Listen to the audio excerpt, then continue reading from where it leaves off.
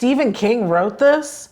That's exactly what I thought when the credits were rolling. I went into The Life of Chuck expecting eerie twists and King-style suspense, but what I got hit me way harder than I would have ever expected. This isn't horror, it's heartbreak, but it's hope and humanity. And Mike Flanagan, he turned that into pure cinematic magic. So I'm going to tell you, without spoiling a thing, what makes this one of Stephen King's most meaningful movies.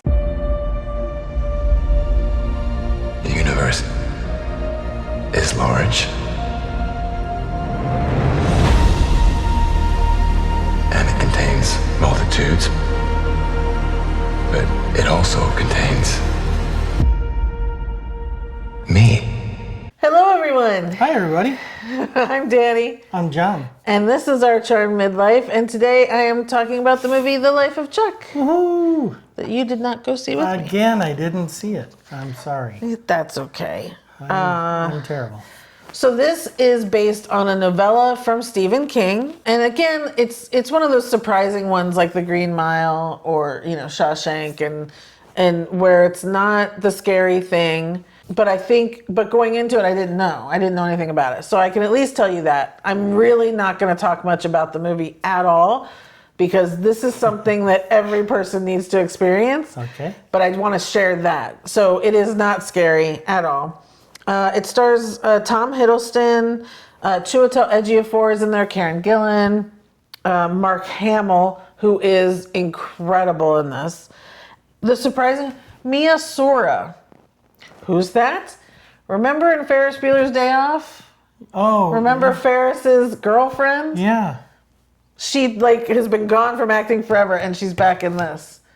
Wow. Yeah. That's a As a grandmother, which is also no. Well, we haven't seen her in 40 years.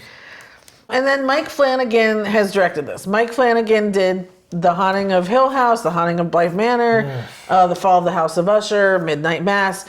All fantastic shows and series. I can speak for one of them. Very jumpy, very scary, very creepy. He's very good at that. Yes. Again, none of that in this. He did bring his cast of people that he always works with that are in all of these series. There were quite a few of them in this. Of course, his wife, Kate Siegel's in it. Their child is actually in it for a small amount. So that, you're watching one of his things, which is fine. Because again, they're all great actors and they've always done well in all of his series. So the one thing I will say, because everyone is out there saying it is told kind of backwards. We start with Act 3, then you have Act 2, and then you have Act 1. And you don't know what's going on. And that's it. And that's what I'm going to tell you. And because I believe that everyone will get out of this movie what they need to get out of it, not what I tell you to get out of it. So the one thing I always think of is Pink, the singer. She always says she doesn't want to tell you what a song is about. She's like, I write it for me and I write it, based on something she experiences. Sure. But she says, but I don't want to tell you that because I want you to think of your own thing when you hear my song. Right. That's what I'm thinking about with this movie is I think everyone will take away from it what you need to take away from it, what you want to take away from it. It's a very personal journey and a personal experience. It's also really cool and really well done. Tom Hiddleston's great in it. Everyone's great in it. Mark Hamill's really good in it.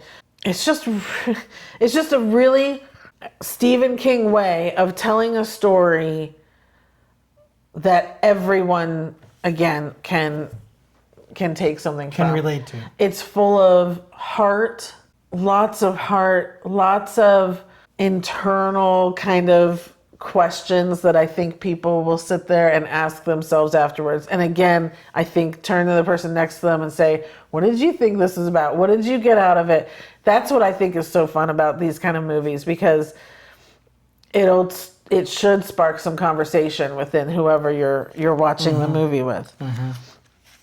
And if that person you turn to hasn't watched the movie, tell them a little bit about it without telling them much and they'll want to watch it because she talked to me about it and explained it without explaining it, and I'm interested in watching the movie. You should be. It's something that everyone can watch, everyone can relate to, and then you have that kind of thing. Now, it will be very interesting to watch it when I've seen it and kind of see your reaction, because when you're watching it by yourself, you're just kind of like, huh? and it unfolds and unfolds and unfolds. Yeah. But it's definitely more of an experience movie. It's one of those that you just get, and you just kind of, by the time you're towards the end, you're in it and you're there and you're Chuck. That's the kind of the way I look at it is, okay, put myself in his position and what am I thinking now and what am I going through? By and the that end of sort the thing. movie, you're Chuck. Well, that's the way I look at it. Yeah, I mean, So, that's great. It's definitely not the typical Stephen King. I saw some people saying like this was his most human film, that this was his most emotional film. I don't know that I agree with that, because I do think Green Mile is probably the most emotional movie ever. And I think Shawshank is so human that, so I definitely think he's done this sort of thing before. But the way the story is told, and then the way I think Mike Flanagan has really put his spin on the visuals, because the visuals are also really kind of incredible. It's just an experience. It's an experience. So you really need to go see it yourself. Okay. I know that sounds really weird. It's also really short, but that's kind of all I'm going to say. I want to hear from people who have seen it themselves. Do you agree with me? Like, let's try and not put spoilers in the comments as well. But do you agree with me that it's kind of an experience and you had your own internal kind of, not epiphany, maybe. I mean, you could have an epiphany, or just, your own internal conversation with yourself about things and about life, really, the life of Chuck. The Life of Chuck. Yeah, so also I would love to hear what your favorite Stephen King adaptation has ever been. Do you have one? Shawshank. That's true. I mean, that's my top 2 movies.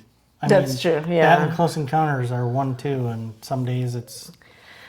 It's tough. I mean, because The Shining is such a good movie too that it's like I go back. I don't know, but I'm not an It fan. I'm not,